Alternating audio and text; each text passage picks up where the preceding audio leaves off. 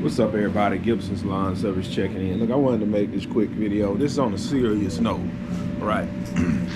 Listen,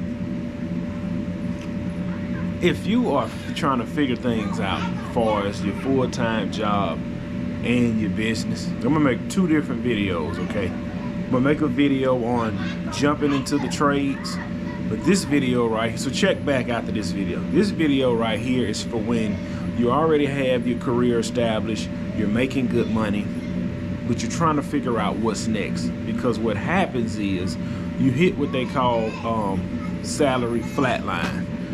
And it don't matter where that flat line is, at some point you're gonna flatline, whether it be at 50,000, 100,000, 150 to 200,000, at some point you flatline, right? Now, what you don't wanna do, and everybody does it, when they start making money, they start spending money. Because they never made this kind of money before. They start spending money. And what you want to do, go ahead and get that out your system. Buy your truck, get your nice house, whatever it is you want to do. Because what I want you to do after you finally get all the things you want to do is I want you to start a service-based business. It don't matter what it is. It can be pressure washing cars, painting houses, cutting grass, cleaning houses, whatever it is. I want you to start that business. And look, I'm going to show you something. When you get that business started, you start making a certain amount of money. Like, look, let's just say if your full-time job is paying all your bills, and you're making $1,000, $800, $1,500 a week. All right, scrape up. Listen, I'm gonna be honest. This is gonna be unpopular. What I'm saying, my business was started with loans and credit cards. That's how my business was started. I started out push more weed eating a broom. But when I wanted to upgrade, I either used a loan or a credit card.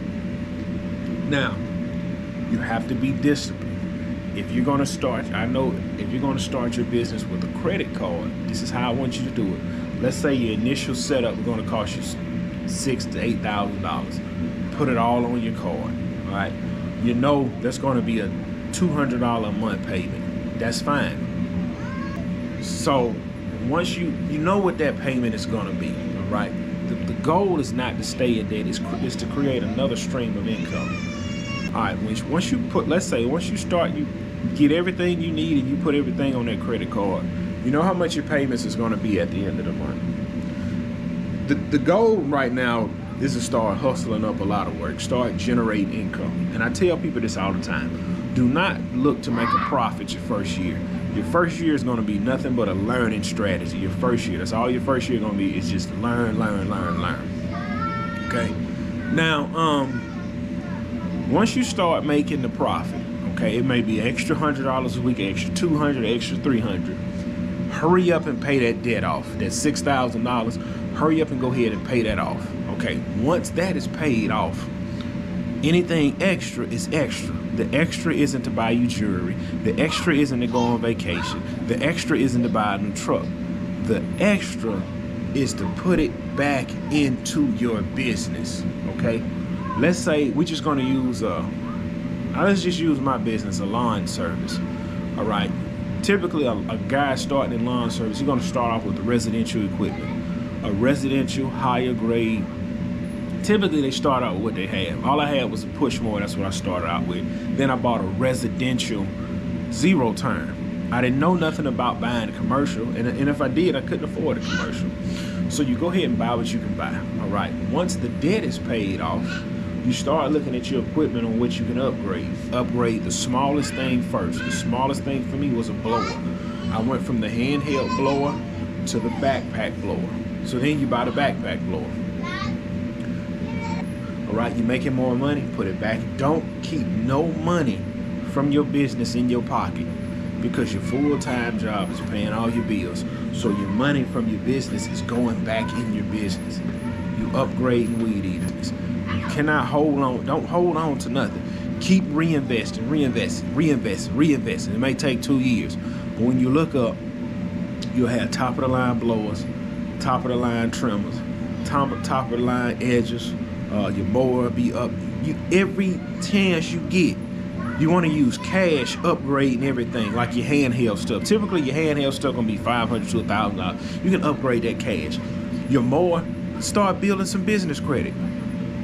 or just a relationship with the finance company. Like I use Sheffield for all my financial purchases, so I have a relationship with Sheffield.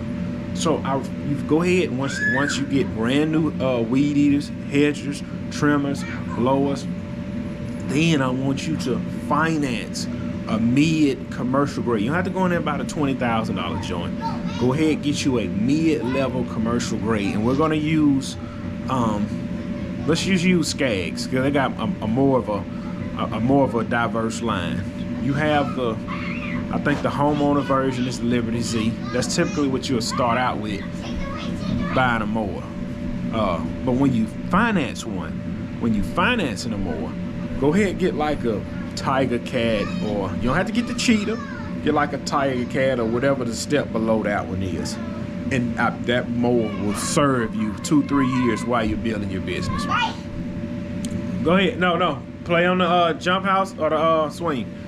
So once you start getting all of that right, again, your full-time job is paying your bills, and all of this money that you are making is going right back in your business.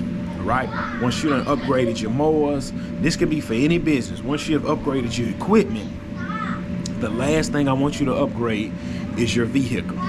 When you listen, if you already driving a paid-for truck, go buy you a plain white company truck. It don't have to be navigation leather seats. This is a work truck. First thing I want you to do when you get that truck is either put your logo on it or get it wrapped. That's important. Now you have a fully set up business. All right, now there's 2 ways you can do this. You can keep your full-time job, keep running your business, but at some point you're gonna have to choose. You cannot keep doing both. At some point you'll have to choose. I know you're saying, well, I hire employees. Listen, your employee will not take care of the things how you would take care of the things. Case in point, let's take this bounce house right here. I know what it takes a man to purchase this and rent this out. So therefore, my kids know not to get in here with shoes on, with nothing in their pocket, with sticks to tear it up. If I let the neighborhood kids come and play in this, they don't care nothing about it. They will damage it because their parents didn't buy it and it's not theirs. So that's how it goes when you're hiring employees. They're not going to take care of your stuff. So either you're going to have to go full time, or you're going to have to keep doing both. And listen, when you work in your full-time job and your business, you're putting a cap on your business. Now we already know what your full-time job cap is. Let's say your full-time job you capped out at $100,000, and by you keeping this job and running your business, you capping your business out at about $50,000. You're saying to yourself, man, I'm making $150. I'm good. I ain't got to go nowhere. And it is. But you do not know what the future, you know what the future holds with this company. You might move up another rung on the ladder. You might top out at 120 right there. But you're capping that business off. You are capping that business off at 50. If you leave that full-time job and you go all in with your business, you can make $200,000, $250,000. And look, I want to show y'all something. When you listen, a job can lay you off any kind of time. I'm gonna come push you. I'm gonna push you. So see, a job can lay you off at any time. So you got to look at that.